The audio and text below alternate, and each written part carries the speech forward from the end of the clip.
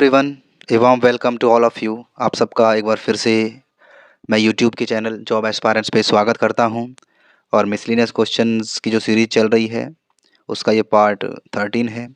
Already 12 part upload कर चुका हूं मैं, 12 पार्ट अपलोडेड हैं। और 3500 क्वेश्चन की जो सीरीज़ है वो कंटिन्यू है। विद फैक्ट हम पढ़ेंगे, स्टैटिक जीके होगा और फैक्ट्स के साथ पढ़ेंगे, ठीक है। जो इम्पोर्टेंट होगा पीईटी के लिए और SSC, railway, group D, NTPC, police, state exam कोई भी हो उन सब के लिए वो बेनिफिशियल रहेगा। आप चाहें तो इस पे सिंपली आप सर्च कर सकते हैं miscellaneous by Anil sir. Miscellaneous by Anil sir search करेंगे तो आपको हमारी वीडियो दिखेगी, अलग से सेपरेट प्लेलिस्ट मिल जाएगा। आप सारी वीडियोस देखिए, आपके लिए बहुत बेनिफिशियल रहने वाला है। और कुछ क्वेश्चन इसमें प्रीवियस ईयर के भी लिए हैं आज मैंने, तो उन सब पे भी नज़र रखेंगे और उन पे भी बातें करेंगे।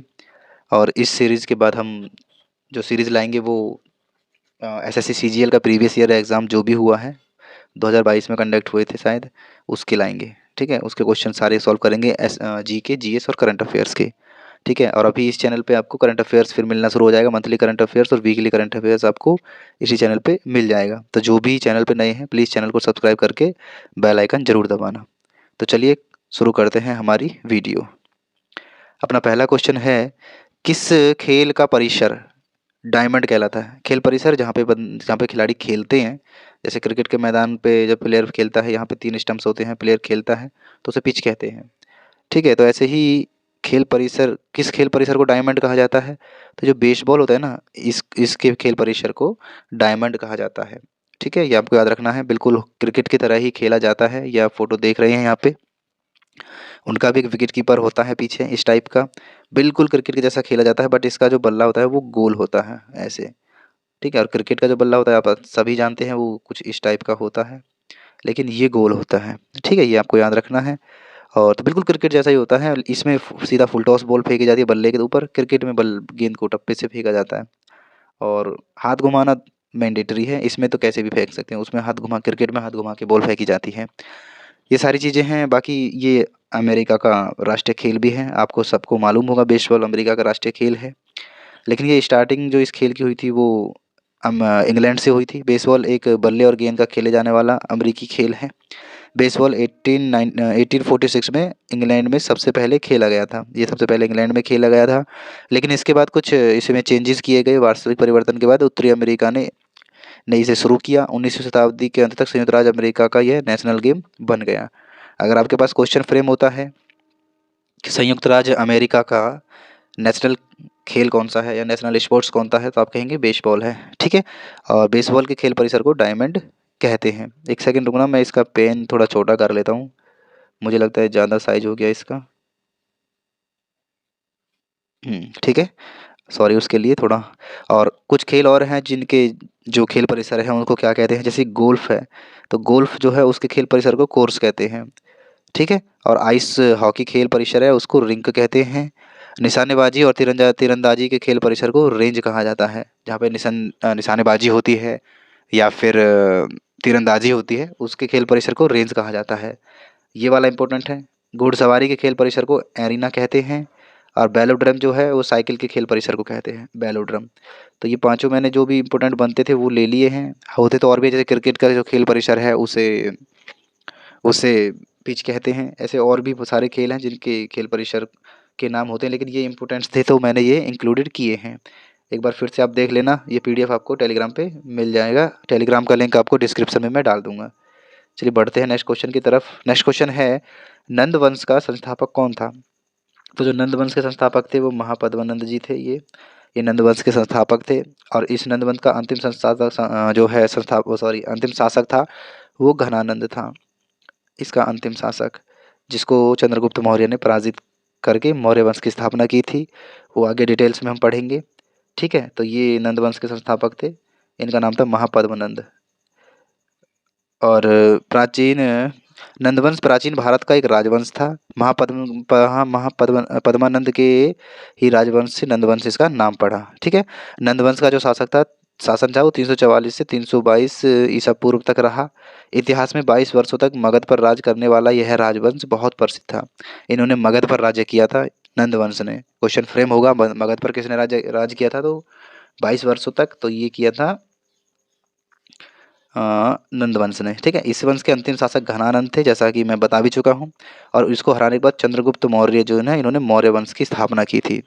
तो इस टाइप के क्वेश्चन बहुत फ्रेम होते हैं, आप सब जानते हैं। जैसे मुगल साम्राज्य की स्थापना किसने की, किसको पराजित करने के बाद मुगल साम्राज्य की स्थापना हुई, तो सिकंदर लोदी को हराने के बाद मुगल वंश की स्थापना हुई 1556 में। पानीपत का जो युद्ध हुआ था, जिसे बाबर ने जीता था, उसी ने तो मुगल वंश की स्थापना की थी। बिल्कुल ऐसे ही नंद वंश की स्थापना इन्होंने की थी, महापद्मानंद ने। और इनको हरा लास्ट के इनके जो लास्ट शासक थे घनानंद, इनको हरा के चंद्रगुप्त मौर्य ने मौर्य वंश की स्थापना कर दी। तो इस टाइप के क्वेश्चन फ्रेम होते हैं। अपना ऑप्शन है उदयन। तो देखिए 460 ईसा पूर्व से 444 ईसा पूर्व, जिसे उभयभद्र के नाम से भी जाना जाता है। किसको, इसको उदयन को उभयभद्र के नाम से भी जाना जाता है। उदयन ने दो नदियों के किनारे पे एक शहर की नींव रखी थी, पाटलिपुत्र शहर है, उसकी नींव रखी थी। तो अगर क्वेश्चन ये है, पाटलिपुत्र शहर की जो है स्थापना हुई थी, कहाँ पे हुई थी, ये जो दो नदियां हैं बिहार में है, सोन और गंगा नदी, इनके संगम पे पाटलिपुत्र शहर की नींव रखी गई। किसने रखी, आप चाहे तो उभयभद्र ऑप्शन में होगा तो उभयभद्र, नहीं तो उदयन इनका नाम था। और अगर सम्राट अशोक की बात करते हैं हम, तो अशोक विश्व प्रसिद्ध एक शक्तिशाली मौर्य राजवंश थे। कौन से मौर्य इसके इनके राजवंश से थे, और सम्राट महान सम्राट थे। अशोक बौद्ध धर्म के सबसे प्रतापी राजा थे। सम्राट अशोक का जो नाम है वो देवानंद प्रिय अशोक, यानी प्रियदर्शी, यानी राजा प्रियदर्शी के नाम था इनका, या प्रियदर्शी, देवानंद प्रिय का मतलब होता है देवताओं का प्रिय, ये उनका नाम था अशोक जी का। तो मेनली इसमें जो मेन क्वेश्चन बनता है, ये सोन और गंगा नदी के संगम पर जो पाटलिपुत्र शहर है, इसकी स्थापना किसने की थी, उभयभद्र ने की थी। चंद्रगुप्त मौर्य ने किसकी की थी, मौर्य वंश की स्थापना की थी। किसको हराकर की थी, घनानंद को हराकर की थी। घनानंद कौन था, ये अंतिम शासक था नंदवंश का। अब नंदवंश का पहला शासक कौन था, महापद्मानंद था। तो इस तरह से आपको को रिलेट करके क्वेश्चन फ्रेम याद करने हैं। क्वेश्चन ऐसे ही फ्रेम होते हैं। ठीक है, बहुत ही कम क्वेश्चन इस टाइप के फ्रेम होंगे, किसका शासनकाल कितना था, इस टाइप के क्वेश्चन बहुत कम फ्रेम होते हैं, वो बड़े एग्जाम्स में हो जाते हैं। लेकिन इस टाइप के क्वेश्चन अपने एसएससी का सीजीएल सीएचएसएल एमटीएस वगैरह में हो जाते हैं। स्टेट एग्जाम्स में इस टाइप के क्वेश्चन फ्रेम हो जाते हैं। ठीक है, तो चलिए बढ़ते हैं नेक्स्ट क्वेश्चन की तरफ। अपना नेक्स्ट क्वेश्चन है, दक्षिण अफ्रीका में महात्मा गांधी द्वारा एक पत्रिका प्रकाशित की गई थी, उसका क्या नाम था। तो इंडियन ओपिनियन नाम से एक पत्रिका प्रकाशित की जाती थी दक्षिण अफ्रीका में। ये इंग्लिश और गुजराती और अन्य दो तीन पंजाबी लैंग्वेज में भी और हिंदी में भी शायद ये प्रकाशित होती थी। तो ये वो न्यूज़पेपर की कटिंग है, आप देख सकते हैं। और इंडियन ओपिनियन है, ये साउथ अफ्रीका में यानी दक्षिण अफ्रीका में महात्मा गांधी द्वारा प्रकाशित की जाती थी। और सन 1894 में गांधी जी ने दक्षिण अफ्रीका में नेटल इंडियन कांग्रेस, नेशनल मत समझना, नेटल इंडियन कांग्रेस की स्थापना की थी अफ्रीका में, तथा उन्होंने इंडियन ओपिनियन नाम की पत्रिका वहाँ पर प्रकाशित की थी। अगर पत्रिका की ही बात आएगी तो भारत में तो कुछ पत्रिकाएं प्रकाशित होती थी, वो बाद में बात करेंगे, जिन्हें कुछ लाला लाजपत राय जी ने भी प्रकाशित की थी हिंदी और मराठी भाषा में, जैसे केसरी है। तो ये मराठी भाषा में वहाँ पे महाराष्ट्र में प्रकाशित होती थी। इस पत्रिका के माध्यम से नस्लीय भेदभाव से लड़ने के लिए दक्षिण अफ्रीका में भारतीय प्रवासी समुदाय के को अधिकार प्राप्त करवाना था। दक्षिण अफ्रीका में जो नस्लीय भेदभाव होता था, उसके लिए पत्रिका निकाली थी महात्मा गांधी जी ने। और किसके लिए, जो भारतीय मूल के व्यक्ति थे उनके साथ वहाँ पे बहुत संघर्ष होता था, अन्याय होता था। यह पत्रिका गुजराती, हिंदी, तमिल और अंग्रेजी भाषा में प्रकाशित होती थी। साउथ अफ्रीका का ये है न्यूज़पेपर, गांधी जी द्वारा ये प्रकाशित किया जाता था। और बात करें यंग इंडिया, तो ये देखो लाला लाजपत राय जी का के द्वारा लिखी गई पत्रिका थी। और 1919 से 1931 तक ये महात्मा गांधी जी की देख रेख में साप्ताहिक पत्रिका थी ये, यानी हर संडे या हर शुक्रवार जो भी हो, सप्ताह में एक बार, मतलब साप्ताहिक होता है, सप्ताह में एक बार ये प्रकाशित होती थी। ये पत्रिका लाला लाजपत राय द्वारा जी लिखित थी और महात्मा गांधी जी की देख रेख में प्रकाशित होती थी, ये आपको याद रखना है। और क्वेश्चन फ्रेम होता है तो गलती मत कर देना, यंग इंडिया में लाला लाजपत राय भी ऑप्शन में मिलेगा और महात्मा गांधी जी भी मिलेंगे। तो इसके तो रचयिता ही तो लाला लाजपत राय हैं, लेकिन वो तो प्रकाशक जो थे वो महात्मा गांधी थे। तो क्वेश्चन सही से ही पढ़ना है, तो ही क्वेश्चन टिक करना है। और नवजीवन हरिजन समाचार पत्र जो हैं, ये महात्मा गांधी जी ने भारत में प्रकाशित किए थे। ठीक है, तो इसमें अगर याद करने वाली बात है, ऊपर भी हम देखें तो दक्षिण अफ्रीका में कौन सा न्यूज़पेपर, इंडियन ओपिनियन, कब हुआ, 1894 को हुआ, किस लिए हुआ, ये आपको याद रखना है, भारतीय लोगों के साथ नस्लीय भेदभाव के लिए हुआ, किन किन लैंग्वेज में होता था, गुजराती, हिंदी, तमिल और इंग्लिश में होता था। और यंग इंडिया तो लाला लाजपत राय जी ने किया है, किसकी देखरेख में, गांधी जी के। किस टाइप का अखबार था ये, साप्ताहिक अखबार था। ठीक है, नवजीवन गांधी जी द्वारा लिखित है और वही प्रकाशन करते थे इसका, और हरिजन भी।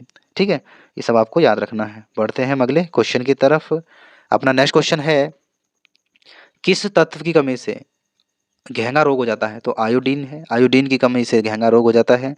आप सब जानते हैं सरकार हमेशा आयोडीन युक्त नमक के बारे में प्रचार करती रहती है, और जो आंगनवाड़ी केंद्रों से या राशन केंद्रों से जो मिलता है वो भी आयोडीन युक्त नमक ही सरकार वितरित करती है। तो आयोडीन की कमी से घेंगा रोग हो जाता है। इस टाइप का घेंगा रोग होता है, देखिए हमारी गले में एक ग्रंथि होती है, उस ग्रंथि में थायराइड ग्रंथि होती है, उस ग्रंथि में सूजन टाइप की हो जाती है और ये गला एकदम बाहर की तरफ बहुत बुरी तरीके से सूज जाता है। मानव शरीर की थायराइड ग्रंथि को ठीक प्रकार से काम करने के लिए नमक यानी सॉरी आयोडीन की ज़रूरत होती है। मानव शरीर को की जो ये है थायराइड ग्रंथि, इसको सही से काम करने के लिए किसकी, आयोडीन की ज़रूरत होती है। इसकी कमी से घेंगा या गोइटर रोग होता है और इसे गलगंड रोग भी कहते हैं।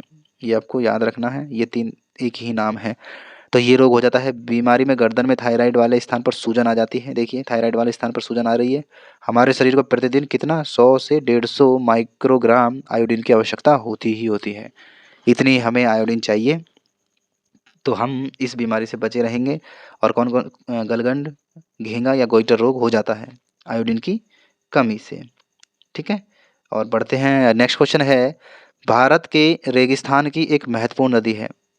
भारत में जो रेगिस्तान है, ये राजस्थान की एक नदी है लूनी, पश्चिमी राजस्थान की। पश्चिमी राजस्थान की इस साइड, जो गुजरात साइड से टच है उस साइड से पश्चिमी राजस्थान की ये लूनी नदी है, जो रेगिस्तान की सबसे महत्वपूर्ण नदी है। ये इसका प्रवाह है, आगे देखेंगे हम, एक फोटो है उसमें, ये उसका प्रवाह है। लूनी नदी जिसका प्राचीन नाम लवणती है, ये लूनी नदी है। भारत के राजस्थान और गुजरात राज्यों से में बहने वाली ये नदी है लूनी नदी। यह थार रेगिस्तान की सबसे बड़ी नदी है। यह राजस्थान में अरावली रेंज से, नागा पहाड़ियाँ से या नाग पहाड़ियों से नहीं निकलती है। अरावली रेंज है, अरावली पर्वत है राजस्थान में, वहाँ से ये नदी निकलती है। इसे मारवाड़ की गंगा, लवणती, मरुस्थल की गंगा उपनामों से जाना जाता है। लूनी नदी राजस्थान के 6 जिलों से होकर गुजरती है। देखिए कौन कौन से ज़िले हैं, अजमेर है, नागौर है, पाली है, जोधपुर है, बाड़मेर है और जालौर है। ठीक है, अगर मैं इसके बात करूँ, मैंने क्यों लिखा बालोतरा तक मीठा जल है, ये दो तरह की का इसको कहते हैं कि ये एक कभी जो बालोतरा एक शहर है बाड़मेर के पास, वहाँ तक ये, या फिर तुम कह सकते हो कि बाड़मेर तक इसका जल मीठा रहता है, उसके बाद ये खारा पानी खारा जल देती है। ठीक है, और कौन से 6 जिलों में ये 6 जिलों से होकर ये गुजरती है। देखिए ये इसका फोटो है, आप देखेंगे ये यहाँ से नाग पहाड़ियों से या अरावली जो श्रृंखला है उसके नाग पहाड़ियों से निकलती है और पश्चिम में एक ही साइड जाती है, सिर्फ ये इधर। ठीक है, बाकी ये सब इसका पूर्व साइड ही इसके प्रवाह हैं और इसकी ये सहायक नदियाँ हैं, ये ऐसे होती हुई निकलेगी लाखर, समदड़ी, मंगला होते हुए ये बाड़मेर, यहाँ पे ये मीठा जल है इसका। इसके बाद ये खारा जल होगा और कच्छ के रण में जाके ये मिल जाती है गुजरात में। ठीक है, और इस पे कुछ बांध भी हैं, जैसे एक बांध है ये जसवंत सागर बांध है, लूनी नदी का है, ये लूनी नदी पर बंधा है। जिला है जोधपुर, तो जोधपुर में है ये जसवंत सागर बांध है। जवाई बांध है, ये जवाई नदी पर बना है और जिला है पाली। ठीक है, और बागती बांध है, सुंकड़ी नदी है और कहाँ, जालौर जिले में है। ठीक है, ये सारी चीज़ें आपको याद रखनी है। और देखिए ये मितड़ी है, इन शहरों को ये पानी वगैरह देती है। ठीक है, तो ये सारी चीज़ें आपको याद रखनी है। बढ़ते हैं नेक्स्ट क्वेश्चन की तरफ। अपना नेक्स्ट क्वेश्चन है, सती प्रथा का उन्मूलन कब किया गया? यानी सती प्रथा का जो अंत है वो कब किया गया? तो 1829 को सती प्रथा का उन्मूलन किया गया था। ये राजा राम मोहन राय जी की फ़ोटो है। इनका बहुत बड़ा योगदान था इसमें, सती प्रथा को अंत करने में या उन्मूलन करने में। सती प्रथा एक हिंदू महिला को, क्या था सती प्रथा देख लिए, उसके पति की चिता के साथ पति की मृत्यु पर आहुति देने वाली प्रथा थी। यानी किसी महिला का पति मर जाए तो उसकी चिता के साथ साथ उसकी पत्नी को भी, अब जीवित पत्नी को भी आहुति देनी पड़ती थी। हालांकि इस प्रथा की मान्यता तो कोई नहीं थी, कोई ऐसी वैदिक मान्यता नहीं थी, ना ही वेदों में कहीं लिखा गया था। हालांकि सती के कई मामले स्वैच्छिक थे, कुछ मामले ऐसे थे जहाँ पे औरतें खुद कहती थी कि हम अपने पति के साथ मैं सती होना चाहती हूँ, और कुछ को मजबूर किया जाता था। बंगाल में महान हिंदू समाज सुधारक थे राजा राम मोहन राय। ये राजा राम मोहन राय ने बंगाल के हिंदू समाज में प्रचलित कई सामाजिक बुराइयों से लड़ाई लड़ी, और सती प्रथा उनमें से एक थी। और उनमें दास प्रथा भी इन्होंने ही नष्ट की, अंत की थी दास प्रथा। उनमें सबसे मेन था, जो प्रमुख था, कौन था? सती प्रथा। अच्छा, लॉर्ड विलियम बेंटिंग 1828 में भारत के गवर्नर जनरल बने थे। ये 1828 में इन्होंने सती, बहु विवाह, बाल विवाह और कन्या भ्रूण हत्या, देखिए, इन पर रोक लगाई थी इन्होंने। सती प्रथा, बहु विवाह कौन सा होता है? ये बहुर्विवाह मतलब ज़्यादा विवाह करने वाला, बहुर्विवाह, और बाल विवाह, और कन्या भ्रूण हत्या। जो भ्रूण हत्या होता है, जो पेट में पता चल जाए कि किसी के गर्भ में ये लड़की है और उसकी हत्या करवा दी जाए, तो कन्या भ्रूण हत्या जैसी कई प्रचलित सामाजिक बुराइयों को दबाने में राजा राम मोहन राय की मदद की थी। ये इन्होंने, लॉर्ड विलियम बेंटिंक की वजह से ही सती प्रथा और इन प्रथाओं का अंत हुआ था। लॉर्ड बेंटिंक ने ब्रिटिश भारत में कंपनी के अधिकार क्षेत्र में सती प्रथा पर प्रतिबंध लगाने वाला कानून भी पारित किया था। तो अच्छा था, अच्छा इनिशिएटिव था ये उस समय लॉर्ड विलियम बेंटिक का। राजा राम मोहन राय जी ने के लिए उन्होंने फुल सपोर्ट किया था। अच्छा, शांत घाटी किस राज्य में स्थित है? साइलेंट वैली इंग्लिश में बोलते हैं। शांत घाटी केरल में स्थित है। केरल की में ये शांत घाटियाँ हैं, और कुछ घाटियाँ और कवर करूँगा मैं। उत्तर प्रदेश, सॉरी, उत्तराखंड, हिमाचल प्रदेश और जम्मू कश्मीर, तीनों की घाटियाँ जो इम्पोर्टेंट हैं वो सारी हम कवर करेंगे। अच्छा, शांत घाटी जो है, साइलेंट वैली कहते हैं, भारत के दक्षिण भारत के केरल के पालक्कड़ जिले में एक राष्ट्रीय उद्यान है। नीलगिरी पर्वत श्रृंखला में है ये शांत घाटी। नीलगिरी भारत के दक्षिण भाग में एक पर्वतमाला है। यह पर्वतमाला पश्चिम घाट श्रृंखला का हिस्सा है। इस क्षेत्र में बहुत से पर्वतीय स्थल हैं जो इसे उपयुक्त पर्यटन का क्षेत्र बनाते हैं या केंद्र बनाते हैं। यहाँ की सबसे ऊंची जो चोटी है वो डोडा बेटा है। कौन सी? नीलगिरी की सबसे ऊंची चोटी डोडा बेटा है, ऐसे याद रखना है। और इसकी कुल ऊंचाई कितनी है? 2637 मीटर। अच्छा, अगर भारत की सबसे ऊंची चोटी की बात करें तो वो केटू है, या फिर नंदा देवी कह सकते हैं, नंदा देवी है। ठीक है, ये आपको याद रखना है। केटू हालांकि उसमें पड़ जाता है अभी पीओके में, पर अगर देखा जाए तो वो है तो भारत का ही। तो इसलिए भारत की सबसे ऊंची चोटी केटू है, और अगर वैसे कहा जाए तो नंदा देवी है। ठीक है, हाँ, ये देखिए, उत्तराखंड की घाटियाँ हैं, फूलों की घाटी, सौर घाटी, दून घाटी, नैलोंग घाटी, जोहार घाटी और धर्मा घाटी। ये उत्तराखंड की 6 घाटियाँ हैं जो इम्पोर्टेंट हैं, फेमस हैं। यही 6 घाटियाँ हैं जो एग्ज़ाम्स में हमेशा आती रहती हैं। और अगर हम बात करें हिमाचल की प्रमुख घाटियाँ जो हैं हिमाचल प्रदेश की, तो किन्नौर घाटी, चुम्बी, पार्वती घाटी, कुल्लू घाटी, मालना, कांगड़ा, सांगली, पागी और स्पीति घाटी, ये हिमाचल प्रदेश की घाटियाँ हैं। और जम्मू कश्मीर की घाटियों की बात करें तो ब्रह्मपुत्र है जम्मू कश्मीर में, दिबांग है जम्मू कश्मीर, बेताब, ये भी जम्मू कश्मीर की घाटी है, अराकू जो है ये भी जम्मू कश्मीर में है, कश्मीर की घाटी, और सुरू घाटी, युमथांग घाटी, दाजुको घाटी और दिरांग घाटी, ये जम्मू कश्मीर की घाटियाँ हैं। ये सारी चीज़ें मैंने कवर की हैं, आपको बेनिफिशियल रहेंगी, आपको इससे प्रॉफिट होगा। एक बार आप इसे ज़रूर रिवाइज़ करना, और पीडीएफ आपको टेलीग्राम पे मिलेगा। एक बार आप पढ़ लेंगे तो ये सारी चीज़ें आपको याद हो जाएंगी। ठीक है, तो बढ़ते हैं नेक्स्ट क्वेश्चन की तरफ अपने। उससे पहले रिक्वेस्ट है छोटी सी, चैनल को सब्सक्राइब कर लेना, और जॉब एस्पायरेंट्स को बेल आइकन को ज़रूर दबा लेना। और सिंपली आप सर्च कर सकते हैं जॉब एस्पायरेंट्स, तो भी हमारा चैनल आपको मिल जाएगा। और इस पीडीएफ का लिंक आपको डिस्क्रिप्शन में मिलेगा, ये पीडीएफ आपको टेलीग्राम पे मिल जाएगी। और thanks for your love and support. और आप चाहें सिंपली तो miscellaneous by Anil sir search करेंगे तो भी आपको हमारी वीडियोस मिल जाएंगी, तो भी आप आराम से हमारी वीडियोस देख सकते हैं। और हमारे चैनल को सब्सक्राइब जरूर करना, और ये पीडीएफ आपको टेलीग्राम पे जरूर मिल जाएगा। ठीक है, बहुत ही अच्छा कंटेंट है, फ्री में मिल रहा है आपको, फ्री ऑफ कॉस्ट है। बस आप मन लगा के तैयारी कीजिए, बाकी का सिर दर्द जो है हमें छोड़ दीजिए, हम कर लेंगे सारा। ठीक है, आप सिर्फ अपनी पढ़ाई पर फोकस कीजिए, आपको जिस तरह का भी कंटेंट चाहिए बस आप वीडियो में कमेंट कीजिए, आपको मिल जाएगा। बढ़ते हैं आगे और देखते हैं नेक्स्ट क्वेश्चन है अपना, निम्नलिखित में से कौन सा मूलभूत अधिकार नहीं है? मूलभूत अधिकार नहीं है। देखिए 6 अधिकार है अपने पास, मौलिक अधिकार है 6, लेकिन अभी हमसे पूछ रहा है कौन सा मूलभूत अधिकार नहीं है। तो ये संपत्ति का जो अधिकार है ना, ये हमारा मूलभूत अधिकार नहीं है। ये पहले था लेकिन अब नहीं है। ठीक है, इसको 300A में अब रखा गया है। ये याद रखना है, डिटेल्स में देख लेंगे वैसे हम। ये पहले इसको देख लेते हैं, 6 मूल अधिकार कौन-कौन से हैं अपने पास? एक शांति का अधिकार है अपने पास, और संवैधानिक प्रतिकार का अधिकार भी है अपने पास, और देश भर में भ्रमण करने का अधिकार है, ठीक है? और समता का अधिकार, स्वतंत्रता का अधिकार, शोषण के विरुद्ध अधिकार, धर्म की स्वतंत्रता वाला अधिकार, संस्कृति और शिक्षा संबंधी अधिकार, और संवैधानिक उपचारों का अधिकार। ये 6 अधिकार हैं जो हमारे मौलिक अधिकार हैं, जो हमें संविधान से मिले हुए हैं, और इनका उल्लेख देखिए अनुच्छेद 14 से अनुच्छेद 18 में समता का अधिकार है, और स्वतंत्रता का अधिकार 19 और अनुच्छेद 19 से 1922 तक है। ये स्वतंत्रता का अधिकार मतलब आप स्वतंत्र हैं, कहीं भारत के किसी भी कोने में कहीं भी जा सकते हैं, शांति से कहीं भी रह सकते हैं, कहीं भी भ्रमण कर सकते हैं, ये उस स्वतंत्रता का अधिकार है। शोषण के विरुद्ध अधिकार अनुच्छेद 22 से 24 तक है, ठीक है? शोषण के विरुद्ध कैसा? जैसे कोई किसी को परेशान कर रहा है जातिवाद तरीके से, या उसकी स्थिति से, परिस्थिति से, हालत से, जैसे भी उसे परेशान, उसका शोषण किया जा रहा है, तो वो उसका अधिकार है, वो उस पर अपनी तरफ से केस या कार्यवाही कर सकता है। तो ये अधिकार आर्टिकल 23 से 24 में है, और ये हर व्यक्ति को, भारतीय व्यक्ति को मिला हुआ है, ठीक है?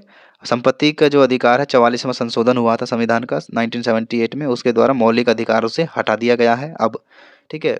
एक सेकेंड। अब ये विधिक अधिकार है, ठीक है? एक सामान्य कानूनी अधिकार के रूप में एक नए अधिनियम में इसे अब रख दिया गया है, ठीक है? और भारतीय संविधान का जो अनुच्छेद 300 है, इसके बारे में जानते हैं, देखिए। अनुच्छेद 300 ए संपत्ति के अधिकार से संबंधित है। 44वें संविधान संशोधन 1978 द्वारा इसे संपत्ति के अधिकार को मौलिक अधिकार की सूची से हटाया गया। उसके बाद संशोधन के बाद इसे कहाँ कर दिया गया? भाग 12 में अनुच्छेद 301 के तहत अब ये कानूनी अधिकार या विधिक अधिकार बना दिया गया है, ठीक है? क्वेश्चन फ्रेम कैसे होगा देखिए, जो याद करने लायक चीज़ें हैं। आप क्वेश्चन फ्रेम होगा, संपत्ति का अधिकार है, कहाँ है? आर्टिकल 300 के ए में है। अब ये एक कानूनी अधिकार है। कब संशोधन हुआ? 44वां संशोधन हुआ था संविधान में। कब हुआ था? ये हुआ था 1978 को हुआ था, ठीक है? तो इस टाइप का अब कहाँ है? ये भाग 12 में है, ठीक है? ये आपको याद रखना है। बढ़ते हैं आगे और देखते हैं, अपना अगला क्वेश्चन है, अंतर्राष्ट्रीय विकलांग दिवस या दिव्यांग दिवस कब मनाया जाता है? तो ये 3 दिसंबर को हर साल इंटरनेशनल वाला है, ये पूरा देश नहीं, पूरा संसार ही इसे मनाता है, अंतर्राष्ट्रीय विकलांग दिवस। और ये देखिए, विकलांग दिवस मतलब जो दिव्यांग हैं, जो किसी भी एक पार्ट, अपनी बॉडी के किसी एक पार्ट से डिसेबल हैं, उसे दिव्यांग या विकलांग कहते हैं। उनकी अंतर्राष्ट्रीय दिव्यांग दिवस अथवा अंतर्राष्ट्रीय विकलांग दिवस 3 दिसंबर को मनाया जाता है। 1976 में संयुक्त राष्ट्र आम सभा के द्वारा विकलांगजनों को अंतर्राष्ट्रीय वर्ष के रूप में 1981 में से घोषित किया गया था। विकलांगजनों के लिए है ये सेलिब्रेट किया जाता है। और अगर हम बात करें 4 जनवरी को इससे संबंधित है, ये देखिए कुछ डिसेबिलिटी टाइप की हैं। विश्व ब्रेल दिवस मनाया जाता है। ये ब्रेल एक तरह की लैंग्वेज होती है, जो अंधे लोग होते हैं वो पढ़ते हैं इसको। ये 4 जनवरी को मनाया जाता है। विश्व टाउन सिंड्रोम दिवस है, ये 21 मार्च को मनाया जाता है। और अगर बात करें 2 अप्रैल को विश्व स्वलीना यानी आर्टमिज्म दिवस मनाया जाता है। आर्टिज्म जागरूकता दिवस के रूप में 2 अप्रैल को ये मनाया जाता है। 23 सितंबर को अंतर्राष्ट्रीय सांकेतिक भाषा दिवस है। ये कुछ भाषाएं होती हैं जो सांकेतिक भाषाएं होती हैं, आपने देखा होगा, अगर जब हम अपने लाइसेंस के लिए टेस्ट देने जाते हैं तो उसमें सांकेतिक चिन्ह तो होते हैं ना, कि ये रेड लाइट है तो यहाँ पे गाड़ी चलेगी या रुकेगी। तो इस टाइप की सांकेतिक भाषा है, वो अंतर्राष्ट्रीय दिवस मनाया जाता है 23 सितंबर को। और 10 दिसंबर को मानव अधिकार दिवस मनाया जाता है। ये इससे संबंधित दिवस थे, मैंने कवर करने की कोशिश की है। आई होप आपको पसंद आया होगा। बढ़ते हैं नेक्स्ट क्वेश्चन की तरफ, ये हमारा आखिरी क्वेश्चन है। सत्य शोधक समाज की स्थापना कब की गई थी? सत्य शोधक मतलब सत्य की खोज, समाज मतलब समाज, यानी सत्य की खोज करने वाले समाज की जो स्थापना कब की गई थी? 1873 में ये की गई थी। ज्योतिबा फूले जी द्वारा ये की गई थी। दबे कुचले वर्गों में नैतिक बुद्धिमत्ता, समृद्धि एवं प्रगति के विकास के लिए यह करना सर्वाधिक आवश्यक था। इन्होंने इसकी स्थापना की थी, ज्योतिबा फूले जी ने। ये महाराष्ट्र के थे। सत्य शोधक समाज का अर्थ मैंने बताया ही आपको, सच की खोज करने वाला समाज। 24 सितंबर 1873 में ज्योतिबा फूले द्वारा इसकी स्थापना की गई थी। यह एक छोटे से समूह के रूप में शुरू हुआ और बाद में बहुत बड़ा हो गया था ये। और इसका उद्देश्य शूद्र एवं अस्पृश्य जाति के लोगों को विमुख करना था, ठीक है। सत्यशोधक समाज के प्रमुख उद्देश्य थे शूद्रों, अतिशूद्रों को पुजारी, पुरोहित, सूदखोर आदि की सामाजिक सांस्कृतिक दासता से मुक्ति दिलाना। जो अगर मैं वैसी भाषा में बोलूँ, एसटी, एससी जो लोग थे उनको किनसे, सामाजिक जो सांस्कृतिक दासता थी, मतलब उनकी गुलामी थी, उनसे मुक्ति दिलाना था। धार्मिक सांस्कृतिक कार्यों में पुरोहित की अनिवार्यता को ख़त्म करना था। यानी जो भी धार्मिक या सांस्कृतिक कार्य होगा, ज़रूरी नहीं है उसमें कोई पंडित ही, पुरोहित ही जाए। कोई भी कैटेगरी का, कोई भी कास्ट का बंदा, चाहे वो शूद्र है और चाहे वो अस्पृश्य है, चाहे कोई भी है, वो उसमें इंटरफेयर कर सकता था। इन सब चीज़ों को ख़त्म करने के लिए इस समाज की स्थापना की थी। शूद्रों की, अतिशूद्रों को शिक्षा के लिए प्रोत्साहित करना था, सही बात है, ताकि वे धर्म ग्रंथ को स्वयं भी पढ़ सकें और समझ सकें। तो ये ज्योतिबा फूले जी हैं, उन्होंने ये तो बहुत ग्रेट कार्य किया था। ठीक है, तो यहाँ पे हमारी वीडियो ख़त्म होती है। ये वीडियो का लास्ट क्वेश्चन था। सो इन द एंड मैं यही कहूँगा, प्लीज़ चैनल को सब्सक्राइब कर लेना और बेल आइकन को दबा लेना। चैनल का नाम जॉब एस्पायरेंट्स है, तो प्लीज़ प्लीज़ प्लीज़ चैनल को ज़रूर सब्सक्राइब करना और बेल आइकन को दबा लेना। ठीक है, so in the end thanks for your love and supports. मिलते हैं नेक्स्ट वीडियो में, तब तक के लिए खुश रहें, स्वस्थ रहें, मस्त रहें। जय हिंद, जय भारत।